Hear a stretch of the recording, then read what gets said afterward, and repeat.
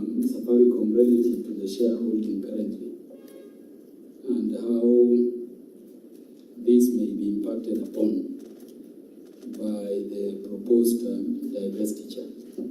Now that you say throughout your statement that neither the control nor the leadership of this company will change. Number two, there are various stakeholders in Safaricom, the shareholders, there are dealers, there is an association which called itself Partners when they appeared before us here. The dealers in particular indicated to us that they employ about 1.2 million people across Kenya, if I were to be correct. And they were such a core primary shareholder of Safaricom. Have you held a shareholders meeting to inform them and to get their views of these transactions? Have you held a meeting with your dealers and these other stakeholders just to disclose the fact of this transaction for their decision also, because it may affect them in future? Number three,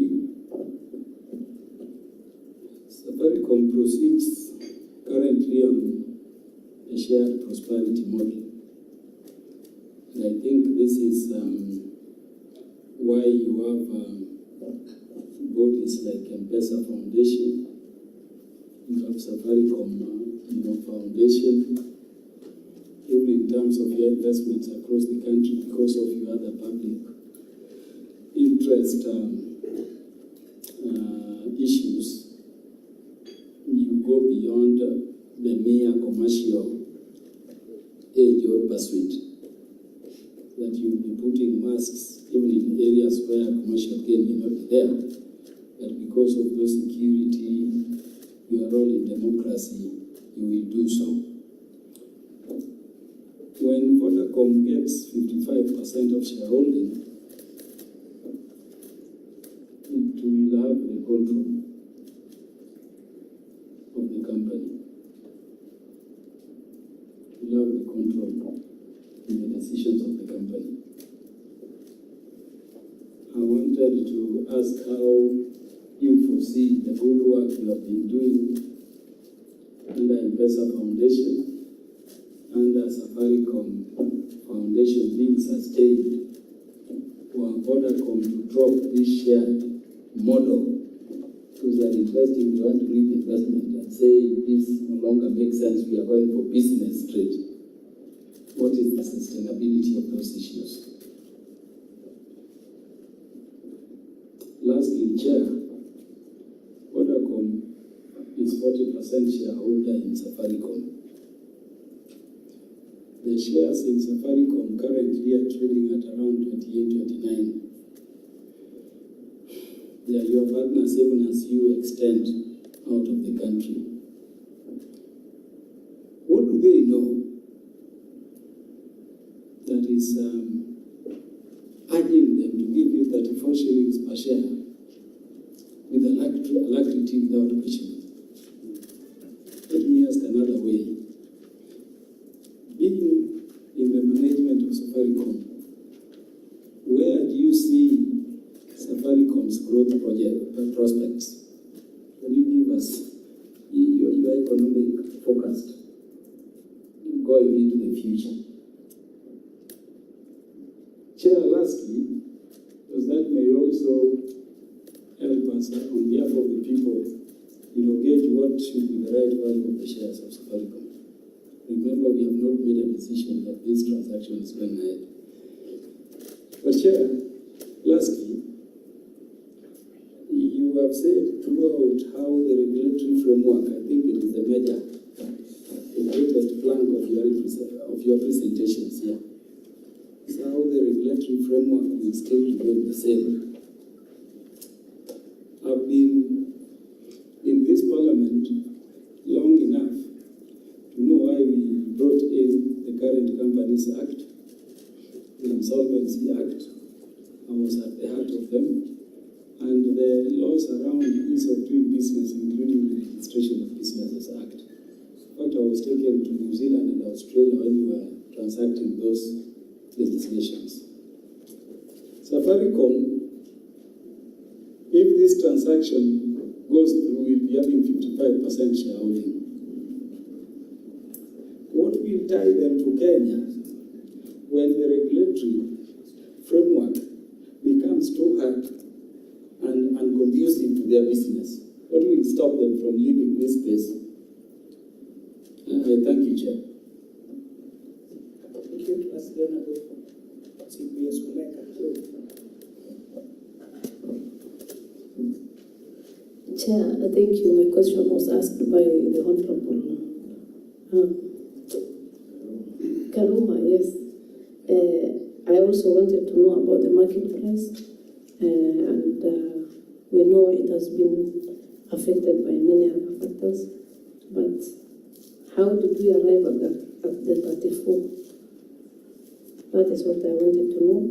And from the public and from the many stakeholders that we've been hearing the last few days, there is concern about the market price. And Safaricom is not just one company. How are we valuing the rest of the subsidiaries under this main company? Thank you. Yeah, thank you, Chair. Maybe introduce myself. My name is Paul Ndegwa, Member of Parliament, Kisumu constituency in Nandi County, and I'm a member of the National Finance and National Planning Committee. My questions are just straightforward questions in your presentation pertaining strategic continuity and the national role. You expressed that the proposed transaction has the potential to broaden Safaricom's success. So I'm wondering, currently constituted, does it have that access? So this is going to accelerate the access. And number two, it's come to my attention that there's an investigation on offences of conflict of interest and theft of intellectual property rights relating to tendering and award of Safaricom's creative and digital services. So, by you selling this, have you factored in just in the event the court awards complainant compensation? How are you going to go about it, and are you aware of that? And lastly, you've also said in your long-term strategic plan that you gave an upper hand to Vodacom in the purchase because you have been with them for a long time. Maybe is that the reason why you did not float to the general public, and how long then has the general public been having shares? Because is that also part of why you felt that Vodacom was going to be the best? And as many of my colleagues have also said, this 34 price, are you convinced that you will not get higher than the 34 shillings? Thank you. Thank you. Maybe one or two from myself. On this share price question, I think CEO what Kenyans are asking, you, the one who run this business, are you fairly priced at that share price, or could we get a better price for it? With Vodacom now taking over majority control of the company, I'm wondering how will we ensure that Safaricom still maintains Kenya-centric innovations and programs, rather than the Vodacom worldwide-based programs? You know, now the majority shareholder, how do we still ensure that your priorities are more Kenyan-centric than they are group-wide Vodacom priorities? And then on M-Pesa, Kenyans are worried about the pricing sovereignty for Kenya, both for M-Pesa transactions, for data and voice. Will we lose that sovereignty of the prices that you set for Safaricom services to to now the parent company, which is Vodacom South Africa.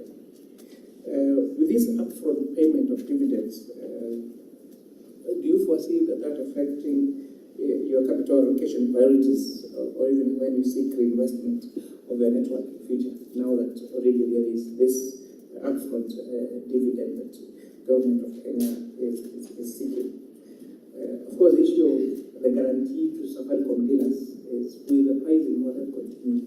Will the residual plan with mode of payment continue, or will they get the Vodacom version where agents and Safaricom dealers do not carry as much upfront importance as that of your parent company, Vodacom?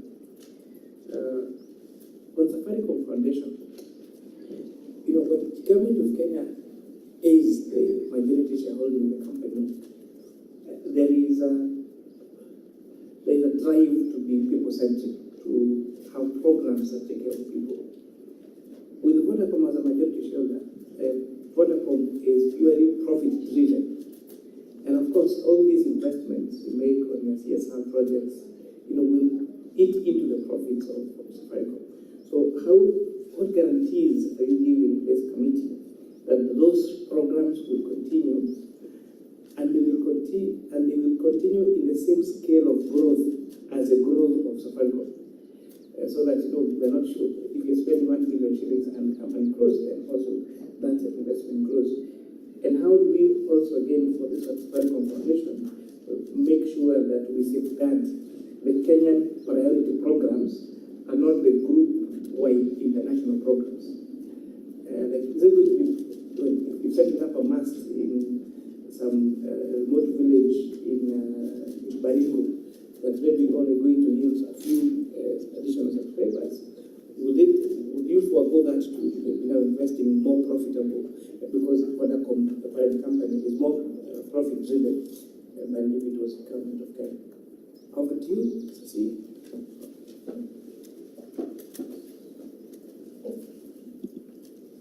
Honorable Chairperson, but also honorable members, thank you for all the questions. There are very many. I hope that I've captured all of them, but to the extent any of the questions that I miss, I'm sure my team will pick it up. And also anywhere where we may not have a straight answer, we can always respond with written submissions to this committee. There was also, Chair, there was also quite a few things that were common. So hopefully when I address one of each of the themes, it can address a few of the questions. So I will start in the order that the questions were asked. So Honorable Maduku, so 3 questions. Valuation, whether there is additional capital to expand, or some sort of rights issue, and whether we considered why Vodacom versus others in terms of purchase. In terms of share price, I think it was a common theme around all the questions. As I said in my written statement, representing the company, we were not involved in determining or actually seeking to see what the right share price is. Because when two shareholders are having a transaction, you leave it to them to actually determine how they want to conclude a transaction. Of course, I'm sure many presenters will have come in, including the Treasury, to tell you how the price may have been determined. And my understanding is the price was determined based on the average trading price in the past 6 months, because Safaricom PLC is a listed business, and therefore the most representative price is usually the listed price that you see on the stock exchange. Of course, that varies, ups and downs, and that's the reason why you have to do an average of whatever price. There are other mechanisms of delivering valuation.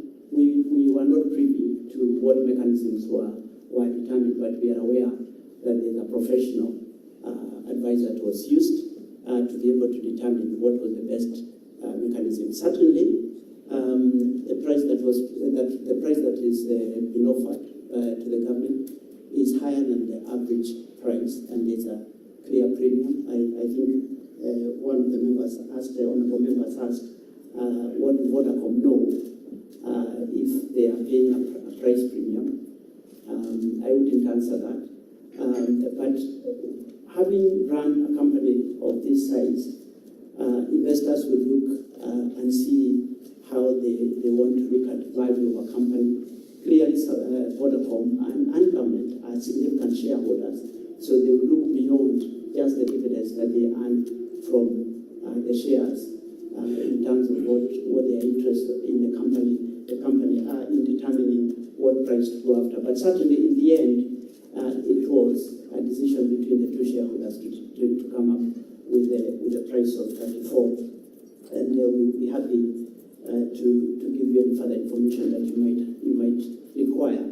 But I should say the company in no way has been involved and should not be involved in a shareholder transaction, because we are the subject of the actual sale of shares. So we will not necessarily be involved. We do have our own view about how the company should be valued, and we communicate with investors because it's a listed business. Every time we announce our results at a full year and also half year. And our investors, when we look at all what is called analysts' valuations, there's a consensus that they come up with. And that's something that we will be happy to provide to this committee to see what the analysts' consensus is, because they use various methods, including discounted cash flows, various methods to arrive at the price. And also they forecast into the future, depending on the management information that they have received. And also because they are specialists, they would have the ability to do that. So we'll be happy to provide that if that is useful to this committee. In terms of whether we would be asked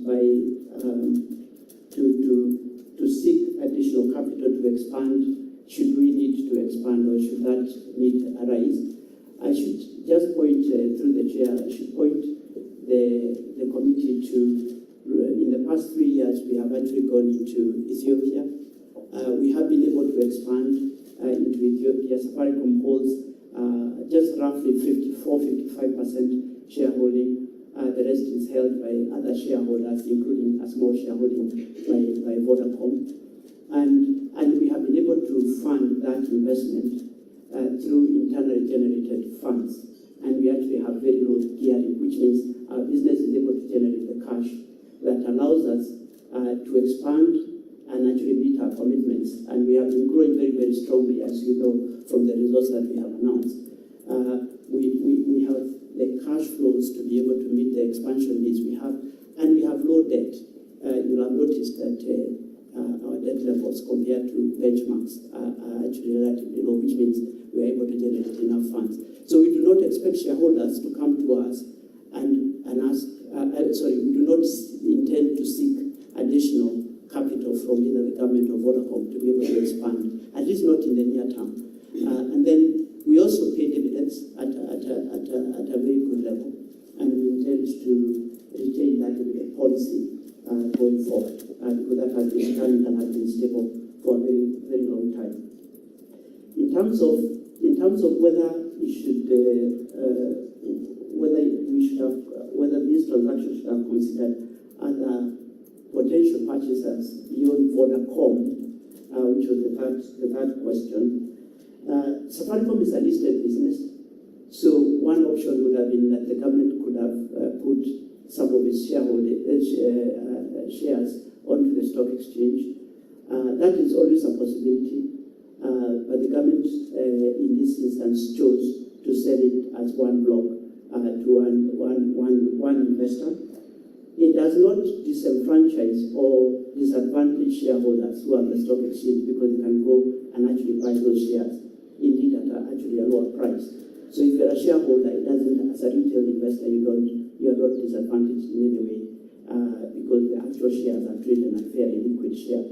So I think in terms of why Vodacom was chosen, partly I would assume is because of the long longevity in terms of relationship with the government of Kenya, the fact that it understands Safaricom and has been involved in Safaricom's growth and expansion since the beginning. also partly because the government intended that this transaction is done in a way that would conclude in the simplest way possible, preserve the value that they would get, the government would get, but also not disenfranchise any interested group. Should a new shareholder have been introduced, I would expect that those shareholders would also come with new views about how the business should be done. Whilst it is likely that the government understands and has had a relationship with Vodacom for a long time. So I'll go to the next set of questions or answers. Honorable Tuku, I think I've answered the question about whether 9% should have been sold to Vodacom and then 6% to others. And I was speculating if that was possible or actually whether that should have been necessary. But I think the government was intending to sell a 15% stake to one individual. And then on dividends, I think if I remember this question on dividends, it is that given that we are going to be declaring dividends in the near term, who is entitled to those dividends? That was the question. Now, if the dividends are declared pre-transaction completing, they would go to the shareholders who hold those shares at the time that the dividends are declared. Should dividends be declared after the transaction is complete, then of course it's just like the way you buy shares on the stock exchange. If you are holding shares at the time when dividends are declared, then the person who is holding shares is the one who is entitled to dividends. I don't think because there is a business, there's no other easier way of describing that. But if there's anything that I've got wrong there, I'm sure the Treasury team can actually clarify. That's the whole suspicion, because as you see, we're dealing with public trust, and we're dealing with a very informed public. The timing of this, and of course, within 28 days, we must complete. So, in essence, what the CEO is saying, by the close of this business, dividends that should have come to the government will be paid to Vodacom.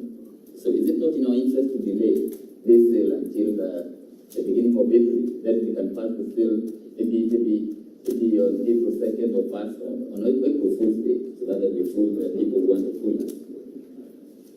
And that's my take. I believe the 7 billion, because given the fact that I know your dividend policy, if I want to go by your accounts for last financial year, a whole 7 billion by the strike of a pen, I think it's in our interest to delay this sale, at least for a day, so that then we get value for this sale.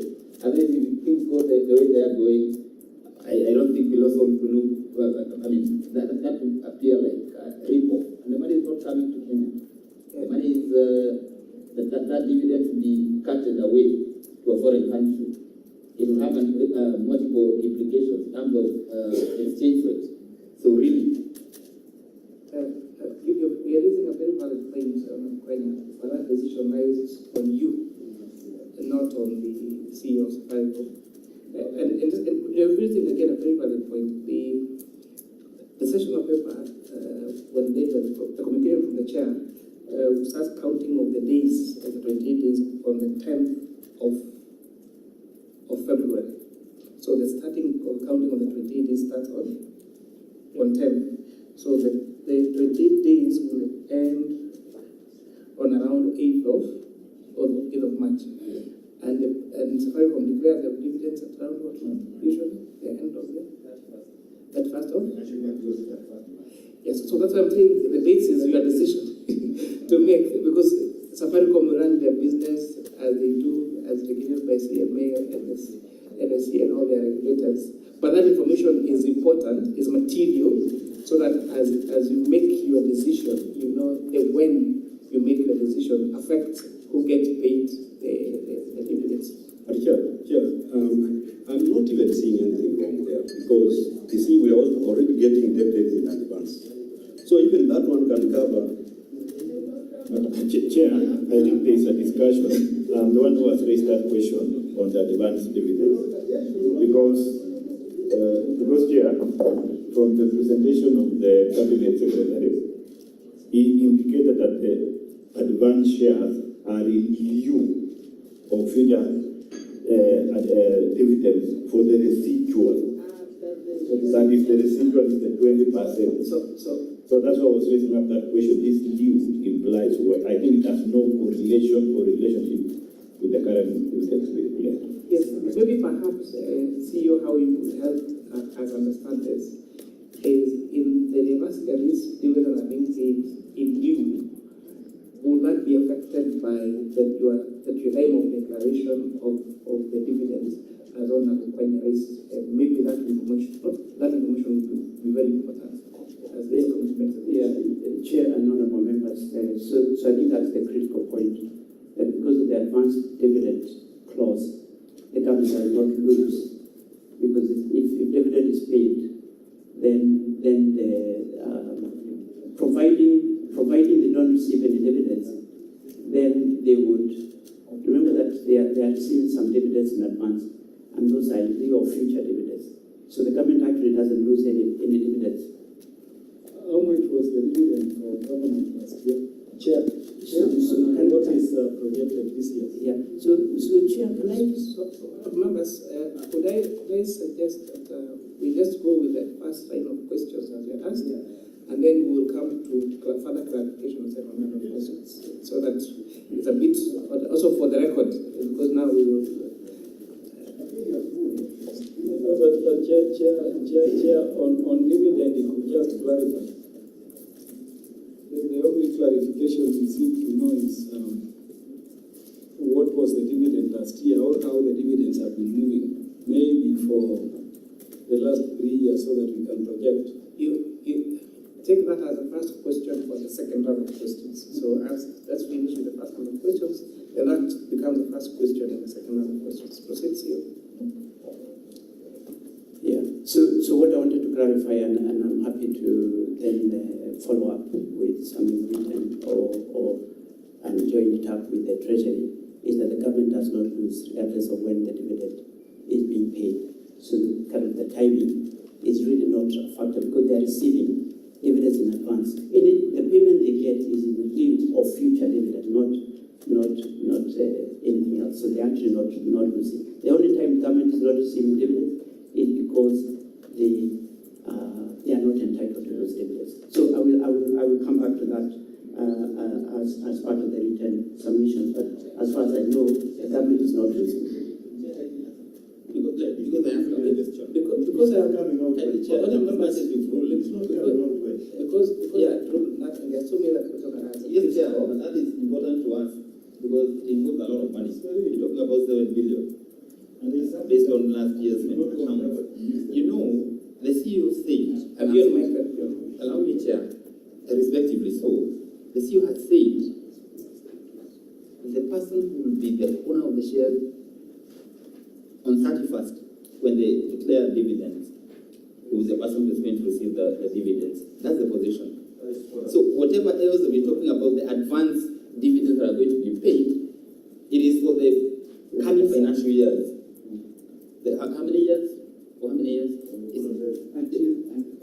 The dividends are paid until they catch up. Exactly. So it is from 2026 April to now going forward. But backwards, that dividend is going to be paid to Vodacom if this sale is going to go through. And that's the clarification that we want. Allow me to read something. It's a document that is before us. The Cabinet Secretary tabled it. Paragraph 3.3, you will refer to the presentation by the CS, says that additionally, the proposed transaction includes a further aspect wherein Vodacom will make an upfront payment of 40.2 billion to the government in lieu of the future dividends that will accrue to the government on the government's residual 20%. So that the question raised by Quenya is not related to this. In any case, the further question that is included, what does it imply? Is it what we always refer as securitization, where government is borrowing from affordable to be repaid back? Thank you. Chairman. Now that we've opened the kind of Chairman. let's have just a If I understand what Honorable Julius Ruto has read, the 40 billion or so advance payment is on the dividends or of the dividends for the 20% shareholding. Yes. Not the dividends that will be due. That was the subject matter of the question, if I understand it well. Yeah, so your question, whether you answer it now or later on as the chair guided, remains. The 40 billion or so is the projected future dividends on the 20% stake in terms of shareholding that the government will be making. The question they were asking is the dividends which are going to be due by, we say June, to which entity between government and are they going? And the question I was asking is, what is your projection about them? Let's hold on this Chairman, the facts that I get from this conversation is that, one, after the government selling the 15%, it realized it's not enough money. They are only raising 204. Two, they decided to forfeit their dividends for the whole year at the wee hours of earning it for the entire 35%. They are losing it at the wee hours. Then secondly, the government is forfeiting all the dividends of the remaining 20% for a longer period until it is complete. Whether it is securitization or whatever nature, that is the position, Madam CEO. That confirmed to us that position. Because even the 20% now will be dead capital for the government of Kenya for some time until the advanced dividends are repaid fully. That, if that is the case, then leave the rest to us to deal with in our report. Yeah, thank you. Yeah, I'm on the mic. hold on, just give members a time. Yes. Digest. I think this question, to me, we ask me the just a minute. You see, when you read this paper, they will say Safaricom itself is not a counterpart to this transaction. That's what they are saying. No, just a minute. Let me finish. When you are selling shares, there are two things. One, you can sell the shares and have rights to the dividends. That's part of you sell, but you still have rights to the dividends. Two, you can sell shares and forgo the dividends. So this question we are asking, and that's why I still insist. With all discussion we have been having since Monday, we still need not Safaricom. We still need Treasury, National Treasury, yes, to come and clarify this kind of things. Because as Quenya said, to forgo 11 billion is a lot of money. We are looking for money. So there's no way you can forgo in 10 days. For what you are about to go the whole year, and you are looking for money, and you are even forgoing dividends. So Mr. Ndegwa may not have an answer to this, but we need Treasury to come and tell us what is happening. Yeah, Chair. Let's have Honorable Daud and Honorable Kiro on that particular matter. Then we go to Chair. I think the CEO has helped us a lot. The best thing he said is that whoever owns the shares on 31st on 31st March 2026 is going to earn the dividends. That is, so he has already helped us. And Chair, you have already talked about the timeline. The timeline depends on us. So if the government still holds that those 15% shares on 31st, they will earn the 7 billion. If they don't hold, they will not earn the 7 billion. So it is up to us to make sure that, because we haven't even approved this transaction, we are talking about the future. So if we approve this transaction, we can only approve after the 31st. And if we don't approve, that's another story. So thank you very much for clarifying when the dividends will be paid and to who the dividend holder, the shareholder, at the time of payment of dividends. So I think he has clarified. We don't need anything from you. We will deal with pressure. Thank you. Can I just add on what Mheshimiwa Daudi has said? I think the CEO of Safaricom made it very clear. Whoever will be, if there's 15% have been offloaded to the new shareholder, then the dividends go to that new shareholder. It's simple as that. So I think let's not belabor on this point, make progress, and what that has given us is an opportunity, because I was sitting here and I think CS Treasury clearly said, by March we will get our dividends. That's what he said. So I think we have an opportunity to call Treasury again. I think the main person who is offloading the shares is Treasury. We should not be targeting Safaricom. So let's make progress, allow him to answer the other questions rather than fall, and then if there's any matter to be followed up, why we are being CEO is by the fact that by Companies Act is a secretary to the board, and I'm sure all this information are transacted there. Yeah, but if you read this question, this particular one. How much did government earn last year in dividends? When you declared last time, how much they earned? And is it possible to move the date of the closing of this sale to a different date where the government will receive the dividend?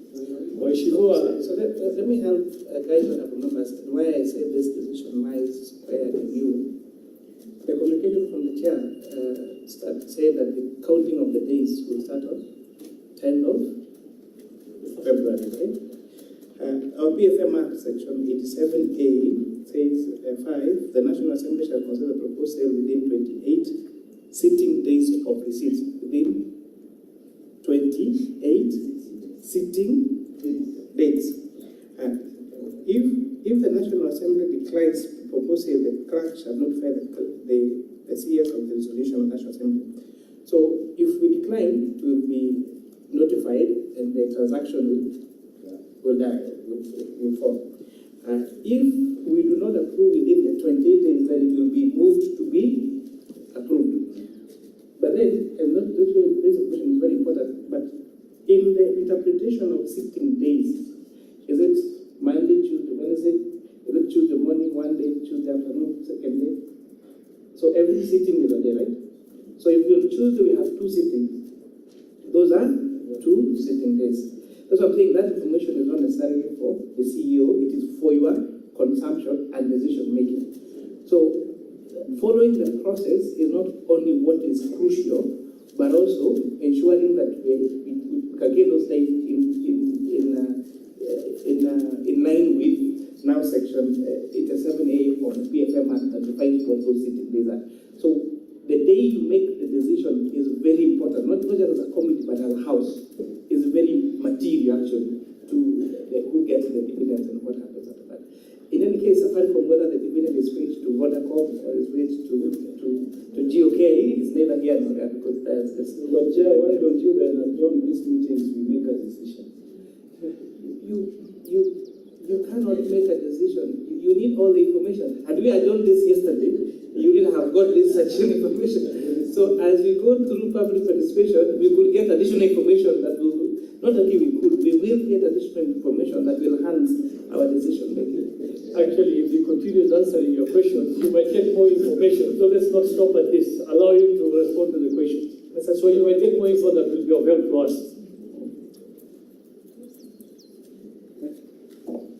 Thank you, Chair. Thank you, honourable members.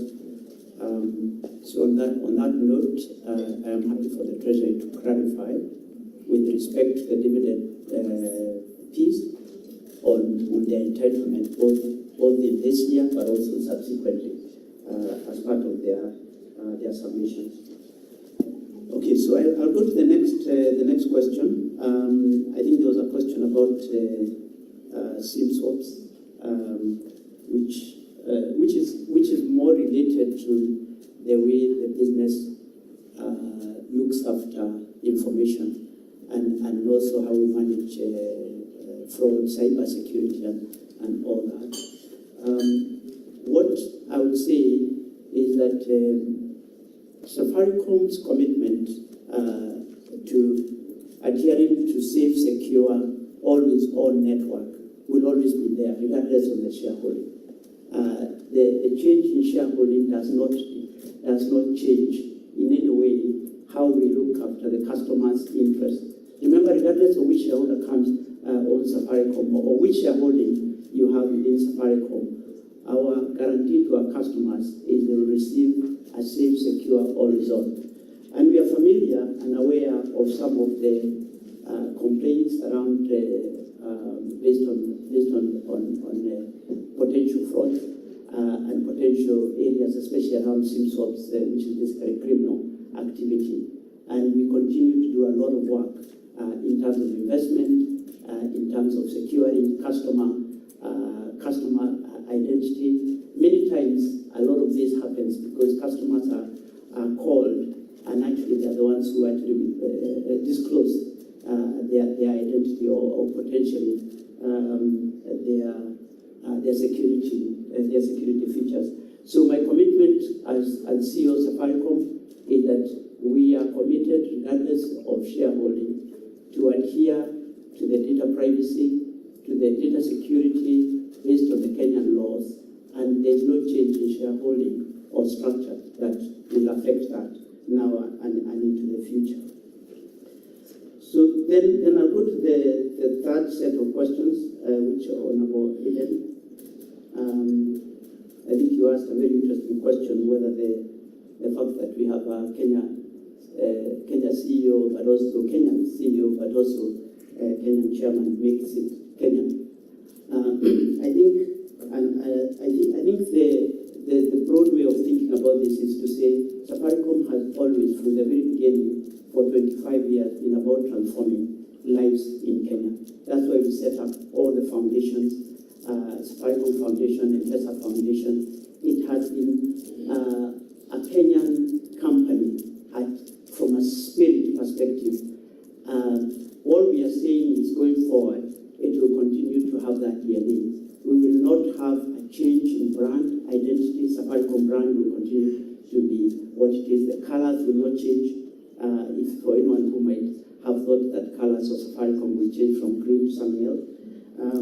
There are safeguards that have been put as part of the deal that the management identity, but also, and it doesn't mean all of them will always be Kenyan. It just means the nature of management would project a Kenyan identity. Both management, but also most of the board members who are independent board members will also have Kenyan identity. Today, it is the case that all Kenyan-based board members are actually Kenyan, and therefore I want to leave that at that. There was a big question around the actually, I asked for the structure of the board. Okay. The current as it is, Yeah. and envision, and if this did what go through, how it will look like, so that we can test the Kenyanness of Safaricom, as we said. Okay. And then the other thing you have not also answered is your loyalty. Is it a nationality issue or an employer issue? Because your relationship to Safaricom is an employer-employee. It has nothing to do with nationality of what passport you carry. So the fact that a Kenyan sits at the helm of an institution does that make it Kenya? Thank you. I think through the chair, on the structure of the board, we are happy to provide that. But basically, today we have 4 board members from Vodafone, 3 from government, and 4 independents. So there's only going to be one change, which is 2 government board members, 1 more for Vodafone. So that's purely the change. There is no other change that is going to happen. All the safeguards that have been put is that the independent board members plus the management of the company will be primarily Kenyan, which represents the interests of the country, because we don't want a Kenyan company that is primarily run by foreigners.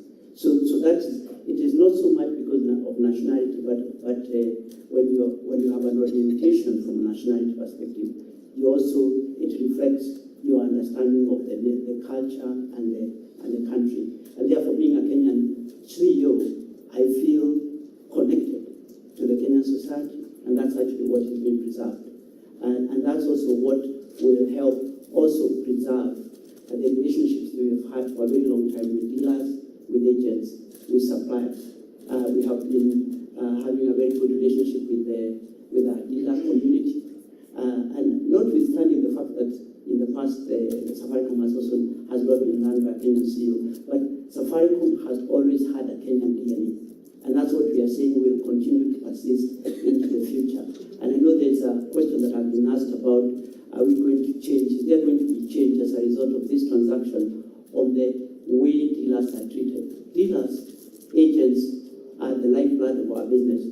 They have been the reason why Safaricom has been successful from the very beginning. And they have grown because Safaricom has grown. And Safaricom has grown because dealers have also grown. And as we continue to expand, we continue to grow with dealers.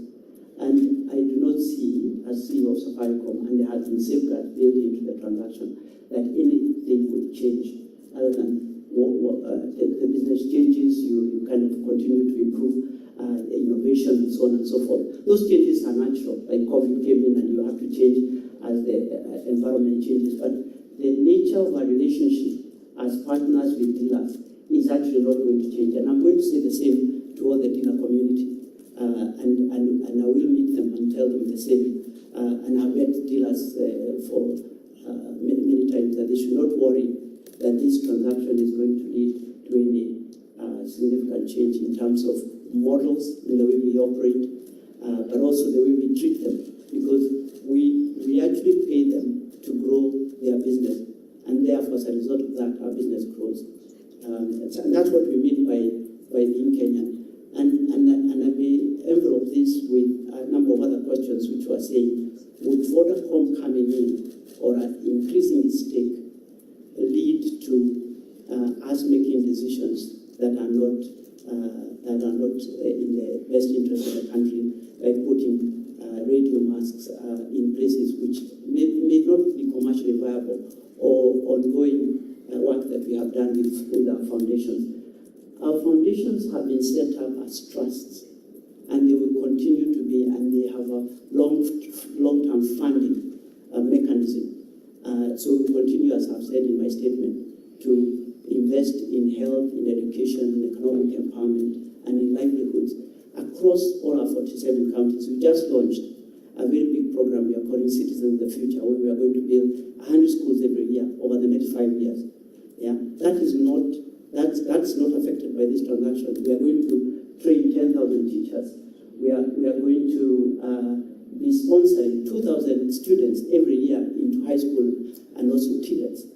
That is funded under the M-Pesa Foundation. That's just one program on education. We have healthcare, we have economic empowerment and livelihoods. Those will not change. Someone also asked, and I'll go into the specific detail about the strategy of the business. We have a vision for 2030 we are calling Africa's leading purpose-led technology company, and moving from just being a telco to a technology business. And that journey will continue. Vodacom has been involved in crafting that journey. The board is the one that approved that journey. And it is not going to change as a result of this happening. Because as a result of that ambition, we are growing this business. A new shareholder, a shareholder increasing their stake means they have confidence in the business growing into the future. And will continue to sustain that investment horizon. And then I think there was another question about Vodacom came in, and we are relying on if the regulatory framework didn't work, what would happen if they decide to leave?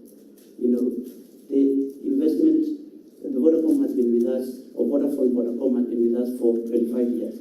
Yeah, they are just increasing their shareholding in a business that they understand, in a country that they are committed to long term. They have partnered with us to go into Ethiopia. Ethiopia would not have happened if Vodacom as a board member, but also as a shareholder, did not approve, together with the government and also minority shareholders in an AGM, approve for us to expand into Ethiopia. I do not see that changing into the future. So that's what we mean by retaining the DNA of Safaricom, being very, very much Kenyan. So I go to CPA Jerry Ruto.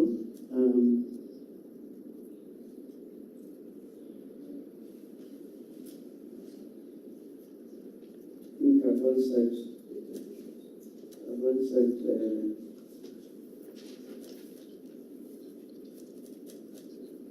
I think the only question I wanted to emphasize is are we going to continue to be innovative, Chair, in the same way that we have been as a result of the increase in shareholding by Vodacom? And my answer to that is Vodacom has been part of this success, and therefore we do not see them increasing shareholding actually affecting the way we innovate. Because the reason why they believe in the company is because we are a very innovative company, and therefore we do not see any likelihood of any change. And that's why they have been very happy to give the safeguards in terms of no change in terms of the way we operate going forward. And that also relates to our ecosystem suppliers being committed to maintaining a large proportion of our supply base being local, which has also been a key ingredient of our success.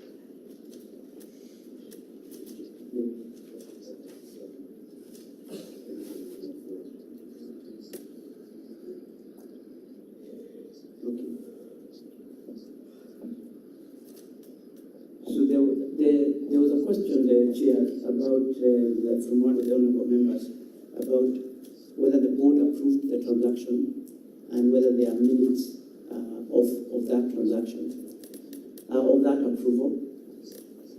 Yeah.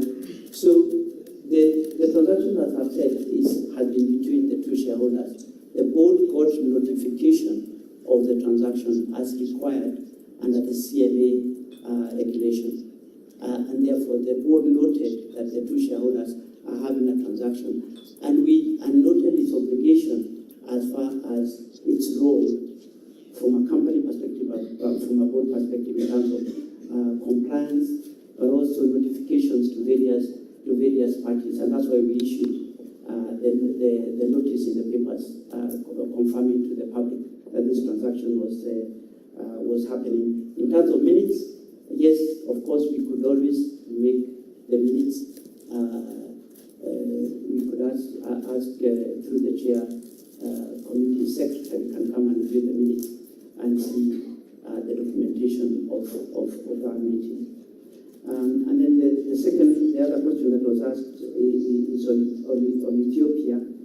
We have invested a lot of money, and given that the increase in shareholding by Vodacom, will this stop?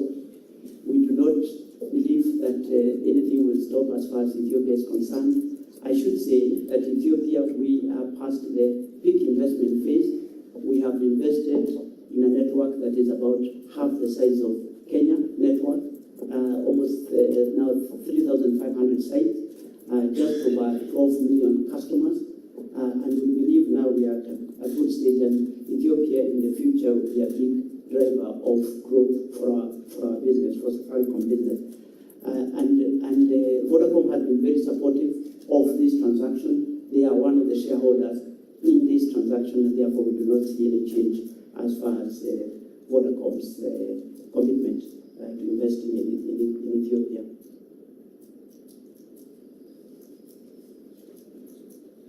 Yeah. So there was a broad question about protection of employees. I should say that Safaricom has been a growth business from the very beginning and has been an innovative business from the very beginning. The intention is to continue to grow, and that's why our objective is to be a purpose-led, is to create Africa's leading purpose-led technology company, and also that's the reason why we have invested in Ethiopia. And at the same time as we have invested in Ethiopia, the Kenya business has continued to grow. I want to state to the committee, to the chair and honorable members, that we do not intend to change numbers of employees, contract terms of employees as a result of this transaction. Indeed, in the past few years, as we have continued to grow as a purpose-led technology company, we have added 500 developers. So we continue to invest in the technology area, especially in M-Pesa, but also the whole IT infrastructure.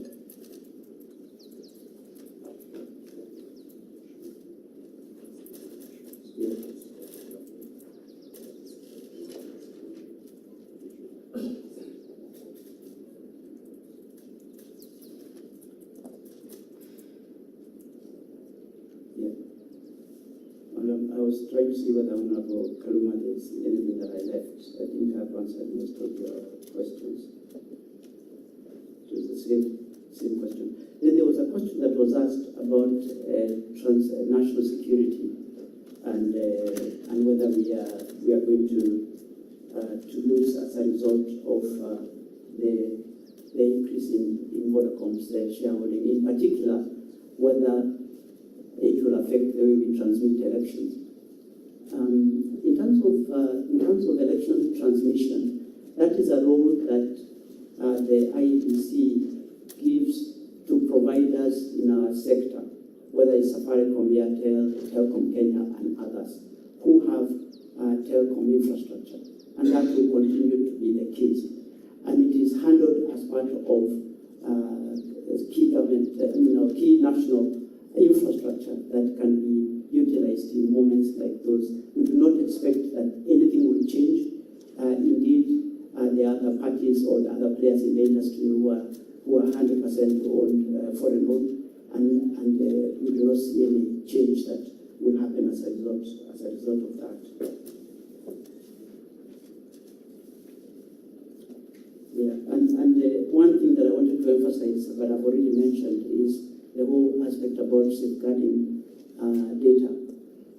So the integrity of data in following the Data Protection Act is one commitment that I want to make. We have always been making it every time we speak to the public, that they will have a safe, secure network that protects their data and protects their money, because it's not just about data, but it's also money.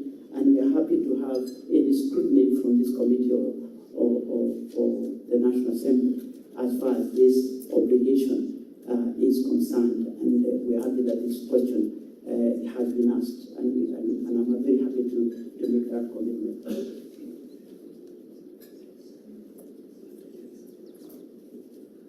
There was a general question that was made about legal cases that are outstanding, including one that may have been presented earlier today to the committee through the chair. I want to say that the increase in shareholding by Vodacom does not change the rights and obligations of Safaricom as an entity, as a PLC.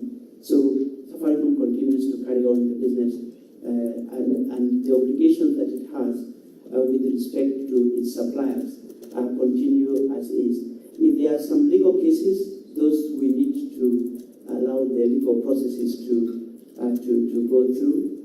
I wouldn't comment on any of the cases that currently in front of the court. But what I would say is that we will meet the obligations, legal obligations that we have as far as suppliers or any other parties are concerned, to the extent that they relate to Safaricom from a legal perspective. And then let me come to your questions, Chair. And I think the 34 shillings, whether it's fairly priced, I think I've gone through that. The question about whether with the increase in shareholding and with the Vodacom going above 50, whether we maintain a Kenyan-centric innovation mindset, that I can confirm. And actually, our vision does confirm that. And I should say that Vodacom has been a big part of that preparation of that vision. So I don't see that changing. I've said already that the brand will remain Kenyan and the color scheme doesn't change. In terms of the price points that we sell, either M-Pesa, mobile data, and also voice, a lot of this, of the governance around pricing is through the regulators. The oversight around whether prices are right or not is through the central bank and also the Communication Authority of Kenya. We do not see, and actually we have been reducing our pricing in the past 4 years. M-Pesa, we have reduced prices by about 55%. We reduced data price by about 60%, and also voice by about 50%. We do not see any change in that process of setting price, because what we are focused on is ensuring that customers get the best value. We continue to invest to ensure that we secure the future of the digital future of Kenya. And then in terms of dividends and capital allocation priorities, that does not change. We have a very clear dividend policy that we have always advanced, and that will not change. And that has been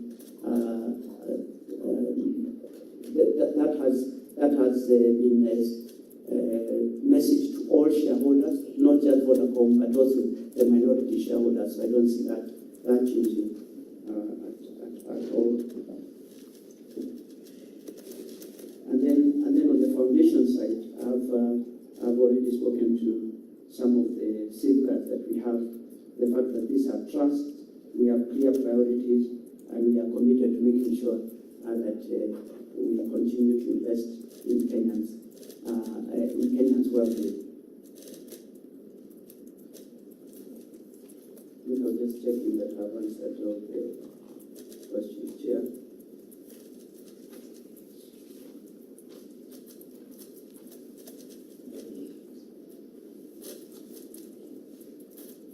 Chair, honorable members, I think that was hopefully I've answered the key themes.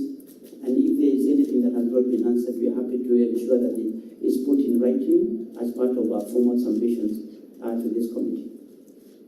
Thank you, CEO. If there are follow-up questions from honorable members, perhaps on the issue of redundancy, I think it's in the wisdom of the National Treasury institutional paper. There's a provision of 3 years redundancy, and one of the many things that have been coming up from our stakeholders, especially whether it is the employees or the dealers or the agents, is could we increase that redundancy protection period from 3 years to 5 years or 7 years? Do you think that would materially affect the transaction of your cost of doing business? Is it something that you think would be appropriate to safeguard the interests of this particular stakeholder, not just by the commitment that we give them, but also by a commitment in writing or through the legal framework as per the session of permission? What I would ask, I would follow up question there, another point. Okay, Chair, thank you, Chair. A lot of the stakeholders and people who came to public participation had shown concern about the security of the data that is held by Safaricom. Whether changes, especially now that Vodafone or Vodacom will become the majority shareholder, whether that will affect the data security.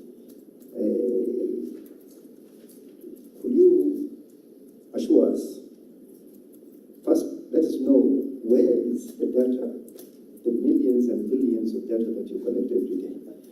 stored here? Is it stored overseas?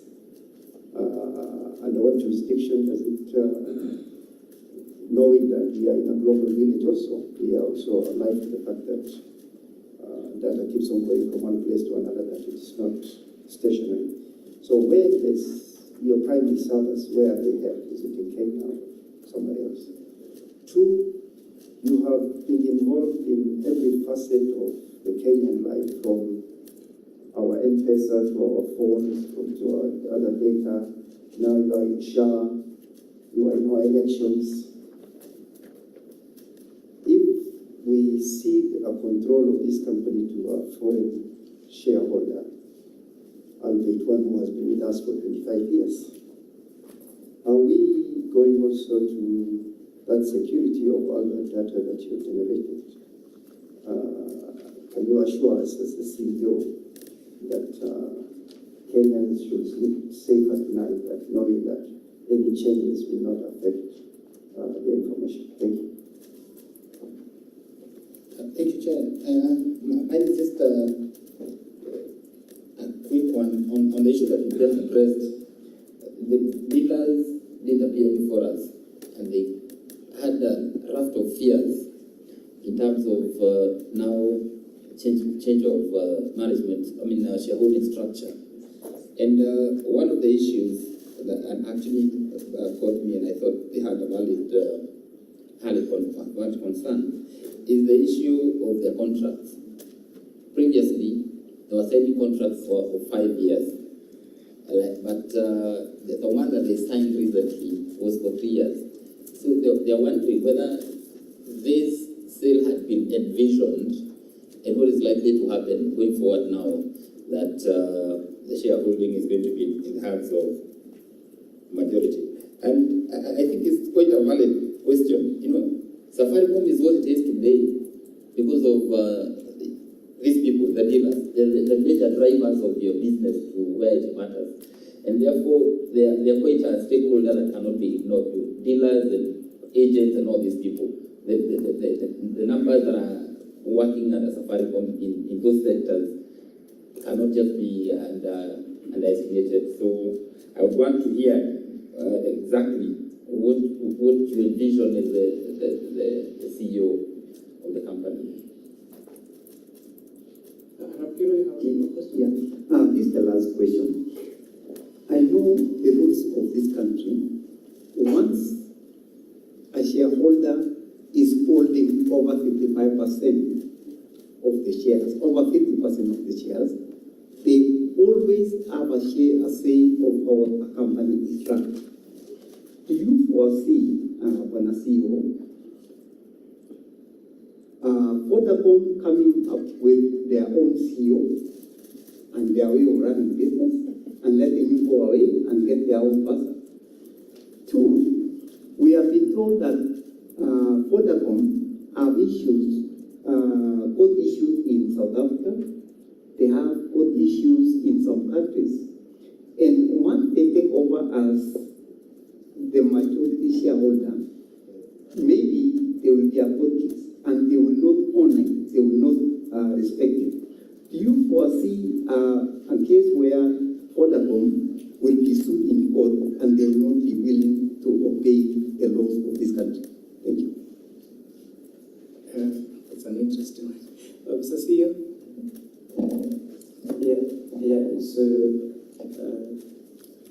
Chair and honorable members, I wanted to make sure that I answer the questions when they are few.